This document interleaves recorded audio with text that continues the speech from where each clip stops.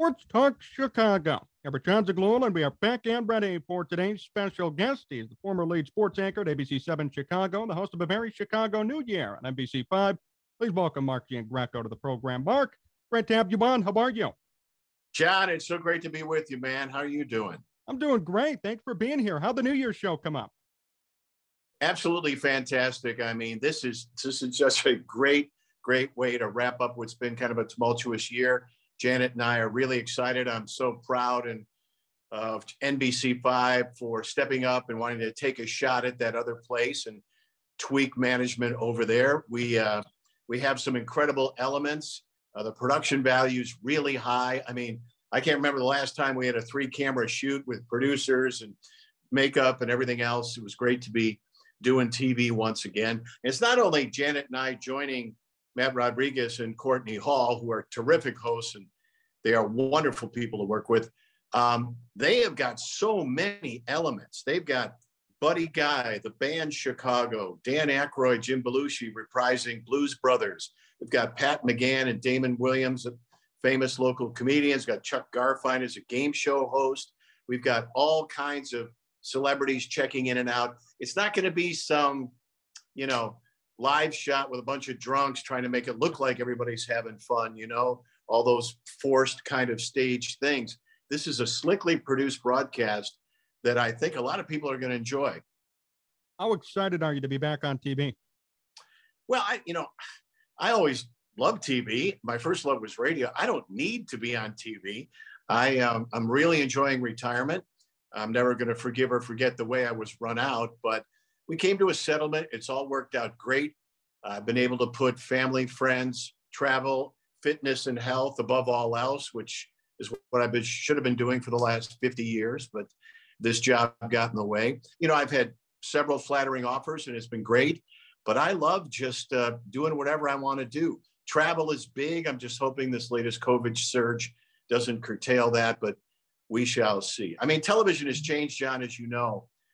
We used to be the be-all and end-all on local TV news back in the 70s, 80s, 90s, and even early 2000s. And then, of course, the internet and social media has completely eroded that audience. It's an older demographic. A lot of stations are just barely, trying to hang on.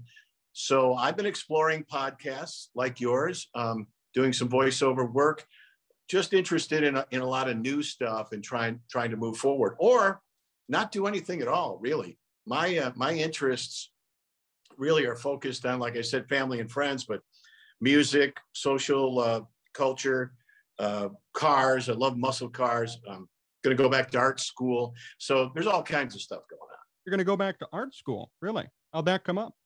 Well, it kind of runs in my family, that talent does, which I'm really appreciative of. My son's a fabulous artist and a musician. And my grandmother was a commercial artist. So was my aunt. And so I went to art school as a kid and then just kind of let it dissipate. I was so obsessed with radio and TV since the age of 10 years old. So now I'd like to get back into it because it's just like a muscle. If you don't exercise it, it atrophies. So I'd love to get back into doing pen and ink, charcoal, watercolors. I was the cartoonist for my school newspaper in college and in high school. So I'd like to get back into that. I was even thinking about doing one cartoon cell on social media and just take a few shots at people and issues here and there. We'll see how that turns out. What do you have planned? Any ideas for if that would come to fruition? Some comic ideas you'd put out there? Oh, I've got a few, but I can't share them with you. This was actually my brother's idea suggesting I do something. But I have to tell you, retirement was a tough adjustment because suddenly you're going 1,000 miles an hour and slam on the brakes and you're doing nothing. So it's taken a lot to get used to. I worked at night for almost 50 years. Now I'm getting up early. My whole day has changed. It's been an adjustment, but God, it's been such a relief. It's been great. I'm curious because a couple of people have asked this question too. With you going to NBC for this New Year's gig, could this turn into a sports thing? Have they talked to you about joining their sports team, or is that probably not going to happen? Well, initially, practically the moment I got fired and ambushed, I got a call from NBC, and there were inquiries about whether I wanted to come over there. They were moving Siafa Lewis to news, and then he eventually left and went for a news gig back in Philadelphia, where he's from. There have been conversations, but you know what, John, had this happened to me 3 or 4 years ago, I would have been across the street in 2 seconds. But, you know, I had a great run, and there's no reason to be that vengeful and vindictive to drive me to go over there. They got some great people over there. I had 12 incredible years there in the late 80s and early 90s. Well, actually early 80s to mid 90s. And I was really flattered and honored about the inquiries. Some other stations called as well, radio and TV.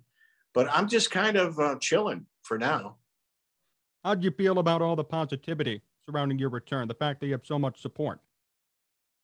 I tell you, the tidal wave of public support from viewers and listeners meant so much to me, with the fact that all my colleagues and competitors from every market I've ever worked across the country and throughout Chicago who rallied around me. I mean, it brought me to tears. I get choked up about it now. And including in that huge group of supporters were 11 female anchors who lined up to defend me. And I think that meant the most to me. So I still can't get over it. It's been wonderful. I'd say the reaction was 98-2. Do they motivate you to keep going, all that support? Well, yeah, most people in the business say, dude, you know, you got to keep going. You know, you still got a lot of energy. You're still young. Well, I'm not that young. And I think I've accomplished everything I want to accomplish. And like I said before, the business has really changed. If I'm going to do anything, it would be more on the lines of a social media platform, a podcast, you know, betting websites. That's where all the action is right now. How much do you know about betting personally? Have you ever bet before? I have a very addictive personality, and so that's why I don't gamble and I don't bet. But I've come to understand it, and I get it. When you have a stake in the game, it's much more exciting. The NFL, I never thought it could get even bigger, but with gambling now, it's just absolutely exploded. I understand the thrill, the buzz, the juice.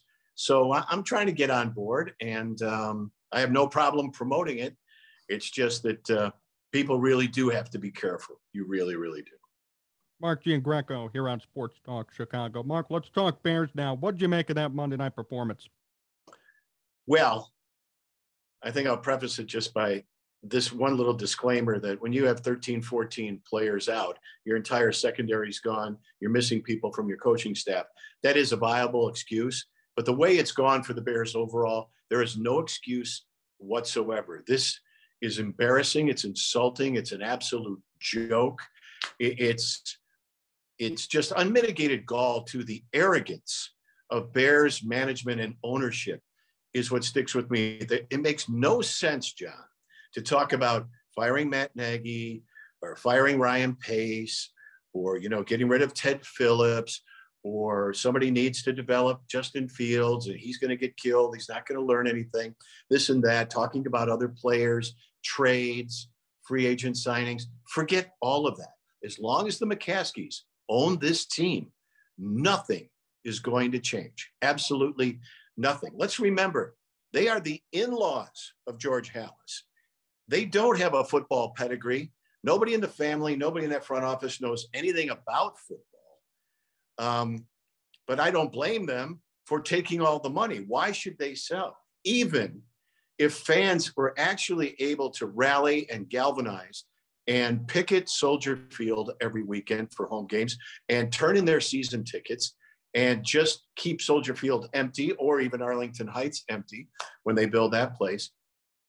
All these owners are reaping trillions just from TV money. You don't even have to have fans there anymore. So I don't blame them for not selling. If they do, they're going to get $2-3 billion for the franchise. That team supports dozens of people in that family, but nobody knows anything about football. Ted Phillips is an arrogant, smug bean counter. Yeah, his claim to fame is renovating Soldier Field and working this new stadium deal. But he's attached his lips to the butts of the Mccaskey'S. He's there for life. They do need to bring a football person in. All this talk about Trace Armstrong possibly leaving his lucrative, representative practice as a really, really successful agent is exciting, but that's a better gig than running the Bears. And he was a great player. He was one of my Sunday night Bears when I was at Channel 5. One of the most articulate, entertaining, sharp gentlemen you'll ever meet. Really cool guy. And remember, he was, top 5 sack leader when he was playing.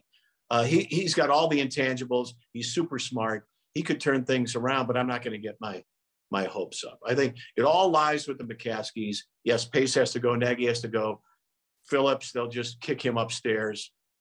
And we'll have to take it from there. But I don't see anything being fixed with a coach or a GM change unless ownership wakes up and realizes they need to get some football people to make the decisions. What's the solution to this? How could the Mccaskey'S get out of their own way, essentially? Like I said, they'd have to hire a president of football operations who had a say over GM and coaching. And they just need to collect the checks and stay out of it. Or if they want to get involved and collaborate with Ted Phillips on the stadium and things like that, fine, but stay out of the football stuff. Did Monday night's game seal Matt Nagy's fate with the team? Oh, gosh, absolutely. Yes, for sure. His fate has been sealed for a long time, I believe. I mean, we're all under the assumption he's gone. I think he knows he's gone. I think couched comments and body language say a lot. They're totally disorganized up there, with one reporter claiming that Nagy was going to be fired during the season. Then they had to rally and scramble and come out with a disclaimer, the players not knowing what's going on. It reminded me of the McGinnis situation way back when they announced that he was going to be the new head coach. And he said, wait a minute, we haven't even negotiated a contract. And he wound up going to the Cardinals. So Nagy's out. I think we can all assume that. He is out. He turned out to be a fraud. He's not the quarterback whisperer or the offensive genius he'd claimed to be with the pedigree of learning under Andy Reid. And he'll be a quarterback coach somewhere. He's a nice guy. I wish him well. But he's in so far over his head, John. When you watch him on the sidelines, and forget about this rant Monday night, we're way past that. The moment is always too big for him. He always seems to panic, doesn't have the experience. I'm not for bringing in some old veteran, old school coach, but there are plenty of young, talented minds out there. Do you think he's hurt Justin Fields' development at Nagy? Yes, absolutely has. Justin Fields, to me, obviously has the talent, but he has a long way to go. Like most rookies, he can't read defenses. He can't check down. He's got this real slow looping delivery. He's got to tighten up his throwing. To me, maybe I'm overboard with this criticism.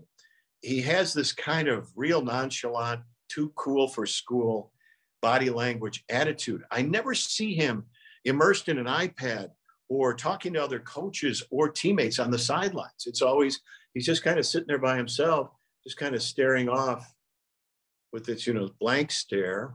And maybe he's just trying to gather himself to get back out there. But yeah, he's really gifted, but I think his development has already been retarded.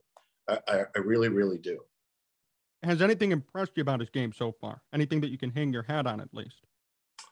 Well, yeah, just the raw natural talent. He's really fast. He's very shifty.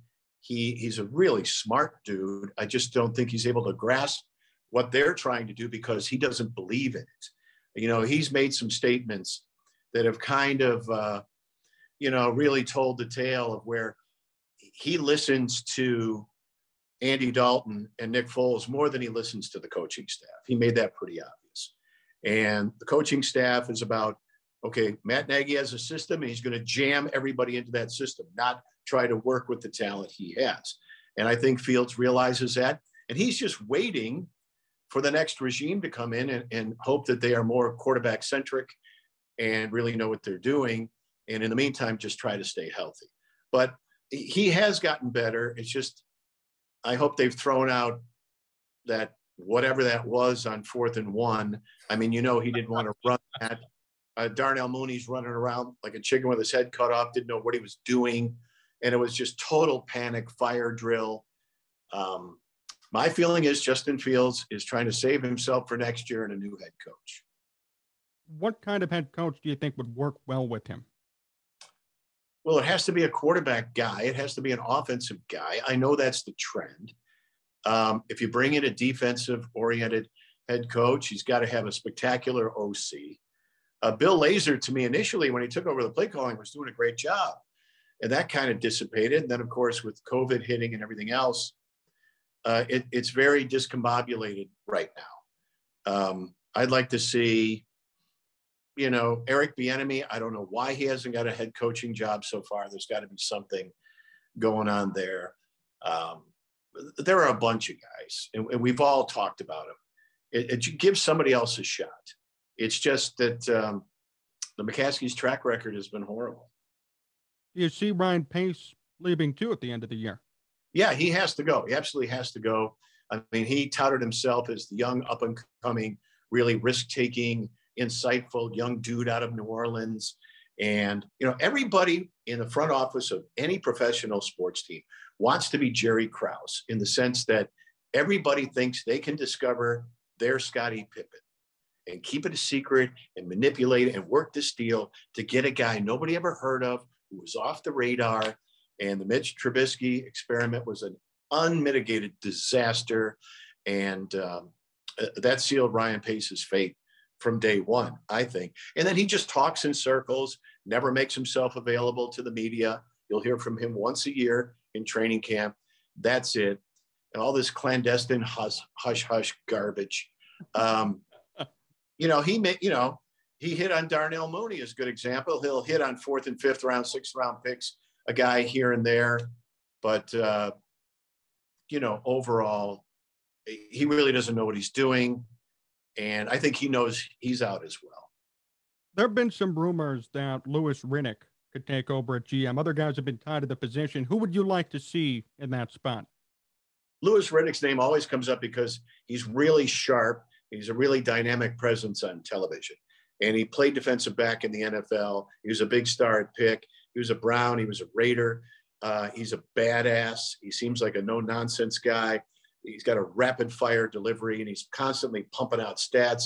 And not only stats, but his focus is teamwork, teammates, camaraderie, high energy, emotional fire. I think everybody would like to see that, but, why is he not in the front office? Why did he leave Philadelphia? I don't know.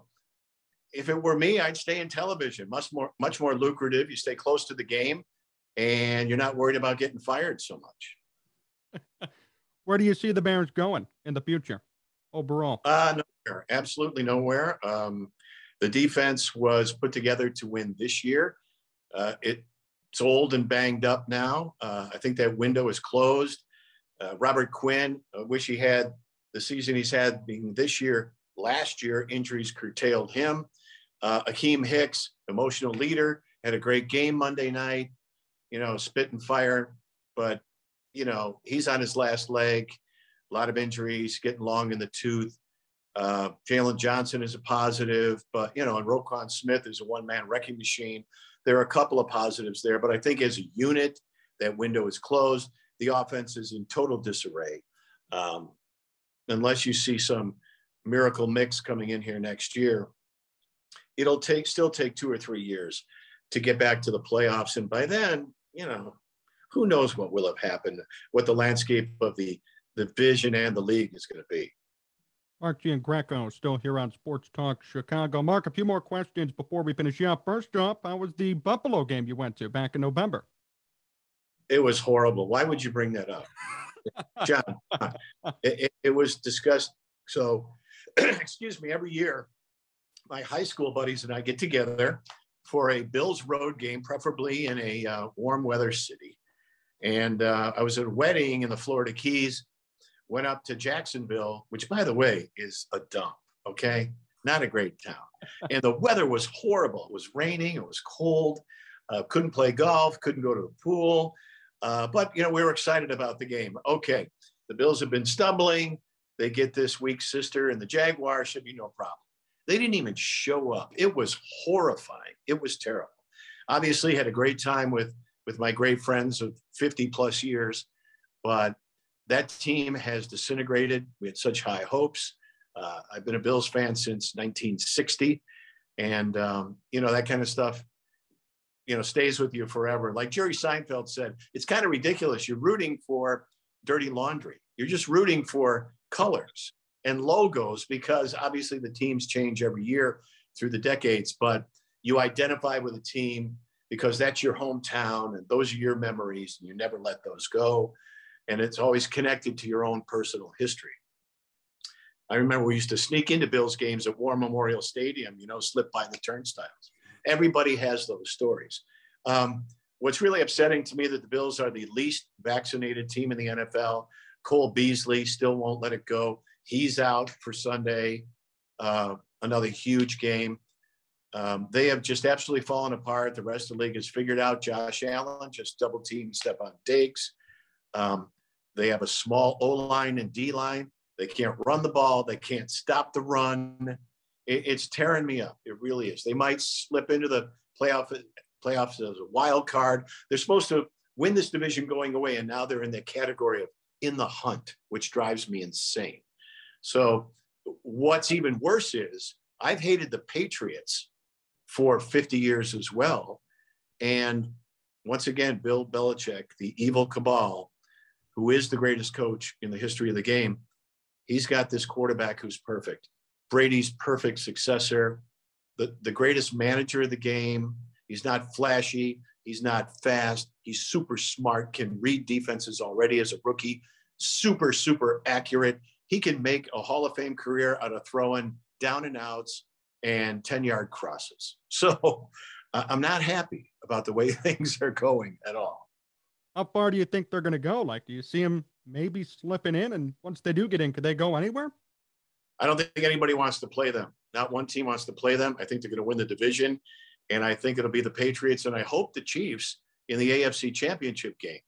I can't stand the Titans because that was a forward lateral way back when. I've always been a huge Chiefs fan because I'm one of the few people in the world, and younger demographics won't even understand this, but I was against the merger. I'm an AFL guy all the way. I'll root for every original AFL franchise till the day I die. I love watching the Chiefs. I love their execution. I love the talent on that team, just like I love watching Aaron Rodgers and the Packers. When that offense is in sync with Devontae Adams, you settle into this groove and there's nothing better. I don't care how you feel about the Packers as a Bears fan. I don't care how you feel about Aaron Rodgers and his crazy political and social stances and his personal life. But he's a bad man. He's a dude. He is the man on the field. And I love watching the Packers and the Chiefs, and I hope that's the Super Bowl this year. Let me ask you this. What's your best memory as a Bills fan? I remember a preseason game. The Bills are playing the Colts, and it was War Memorial Stadium, which we affectionately called the Rock Pile. It was a dump. We had, in high school, we played our arch rivals there, and it's even more eerie when there are only 8,000 or 10,000 people there instead of 42,000. But they had a track around the field like it was a high school, and I remember my friend and I just walked down on the track after we had snuck into the game without paying. I mean, security was so lax. It was a whole nother world back then. And we're standing 5 feet away from Johnny Unitas warming up. I'm just staring at him. You got to be kidding me. This is unbelievable. It was an exhibition game. The leagues had not merged yet, but it was, it was so weird to be that up close and personal with a legend like that. And then when they moved out to Orchard Park, New York, which would be like the Bears playing in Lake Forest or soon to be, playing in Arlington Heights, something like that. The tailgating was off the charts. Now, the whole Bills model, that's only been since the past 10 years or so. But even back when I was in high school, it was completely out of control. And, people really snicker at the whole smashing tables and, the whole ketchup and mustard squirt thing and, just being what people like to refer to as really obnoxious, crazy fans. Well, look at all the contributions they've made to charities. Look at how they looked out for down and out players. That horrible call by the officials in their last game. You know what they did? Rather than take to social media and bitch about it, they raised $40,000 for the Visually Impaired Society. And I mean, it's this culture. Look, it's a blue collar town. It takes a lot of grief. It's not the most glamorous cosmopolitan city, but that's why I love Chicago, because it's a giant buffalo. It's a blue collar attitude. It's the same ethnic mix. People are struggling to make ends meet, but they always find a way to support the team and buy their season tickets and support one another. So it's an incredible culture. I think if you rate the best fan base, you got to go Bills, Packers tied for first. Then you got the Steelers right there and the Chiefs. And then you can go in whatever order you want after that. But, you know, I think psychiatrists and psychologists always refer to this as, a tribal thing. Human beings have to belong to something, and they have to be in a group. And when you hook up as a Bills fan or a Bears fan or whatever kind of fan, you have this connection with other people. And, you know, I think as human beings and as sports fans, we all need that. I'm proud to be from Buffalo. I'm proud to root for the Bills. And I think during my career here in Chicago, I was able to be much more objective and be able to criticize and take shots because I didn't grow up here. If I grew up here, I'd be whining even more. So that's the way it works for everyone. And Mark, before we finish up today, last question. How'd you make Jerry Taft laugh so much on air? You know, we just had to look at each other. I just had to look at him. And he would say, you know, Mark, stop it, quit it. And I go, Jerry, I'm not doing anything. I just give him the look. Now, granted, sometimes I would make some gestures. I remember the last show he did, his swan song, his farewell weathercast. I dressed in a green chroma key suit and walked onto his weather map, which is all keyed, and all you could see was my head floating around. So we did the whole special effects thing there. What I didn't realize is the skin was the green suit was so tight that it was a little more anatomically correct than I wanted it to be. And I was kind of bulging where I shouldn't have been bulging. And of course, that set the whole studio off. But all I had to do was look at Jerry, or all I had to do was make some kind of sign language, and I could kill him. I got him every single time. I miss him so much to this day. Well, Mark, thank you so much for joining me. Always a pleasure. Best wishes with the New Year's gig, and I'm sure we'll be catching up again very soon. Thank you so much. John, thank you very much. And don't forget New Year's Eve, NBC5, A Very Chicago New Year, 11:08 p.m. Don't miss the open. It's awesome. And you have to stay through the fireworks and midnight, past the credits, because Janet and I have a big payoff at the very end of the show.